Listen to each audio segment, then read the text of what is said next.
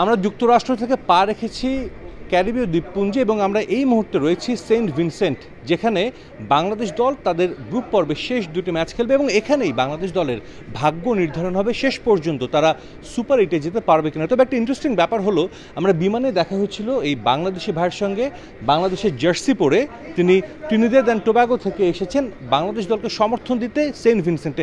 তার সঙ্গে একটু কথা বলবো। তিনি ক্যারিবিয়ানে কোনো বাংলাদেশি থেকে, এটাই আসলে অনেক বড় একটা বিষয়, যুক্তরাষ্ট্র অনেকেই থাকে, তবে ক্যারিবিয়ানে কোনো বাংলাদেশিকে দেখাটা কিন্তু বেশ একটা বিস্ময়কর ব্যাপার ছিল। তার কাছে জানতে চাই বা আর কতজন বাংলাদেশি আসবে বা তিনি কিভাবে আসলে আপনি আসলেন, আপনি কতদিন যাবত আছেন ক্যারিবিয়ানে বা কোথায় থাকেন আপনি? আমি ক্যারিবিয়ানে আছি গত 8 বছর যাবত।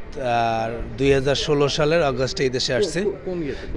আমি আছি ট্রিনিদাদ অ্যান্ড টোবাগো, এটা ওয়েস্ট ইন্ডিজেরই একটা দেশ, ট্রিনিদাদ অ্যান্ড টোবাগো। আপনি এই ওয়ার্ল্ড কাপে আসছেন, মানে প্ল্যান করলেন কবে, বা আপনি একা কেন, আর কেউ সঙ্গে আসলেন না ট্রিনিদাদ থেকে, বা প্ল্যানিং করেছিলেন কবে থেকে অ্যাকচুয়ালি? আসলে এটা তো এই বিশ্বকাপ তো আগে থেকেই জানা পিকচার। আমি সবসময় ক্রিকেট ফলো করি, বাংলাদেশের টিম ফলো করি, সো আমি জানি এইখানে ম্যাচ আছে দুইটা। আগে থেকেই প্ল্যান এখানে আসবো। আমি বাংলাদেশ থেকে ফ্ল্যাগ নিয়ে আসছি, আরও একটা বড় ফ্ল্যাগ আছে, জার্সি নিয়ে আসছি। তবে নতুন যে জার্সিটা ওয়ার্ল্ড কাপ ওইটা এখনও পাইনি, এটা পুরোনোটা আর কি। কি মনে হচ্ছে বাংলাদেশ দল যেতে পারবে সুপার 8-এ? এই দুটো ম্যাচ আছে এখানে, নিশ্চয়ই দুটো ম্যাচই দেখবেন আপনি। ইনশাল্লাহ বাংলাদেশ মানে খুব সহজেই জিতে সুপার 8 কোয়ালিফাই করবে। কারণ এই জায়গার যে এনভায়রনমেন্ট আমেরিকার চাইতে অনেক ভালো, কারণ ওইখানে দেখেন পিছিয়ে কোনো রানই ওঠে না। এইখানে ইনশাল্লাহ ভালো রান হবে এবং বাংলাদেশ ভালো করবে, ইনশাল্লাহ ভালোভাবে সুপার 8 কোয়ালিফাই করবে। তাদের খেলা দেখার জন্য আপনি আসলে মুখিয়ে আছেন, স্পেশালি কোন ক্রিকেটার?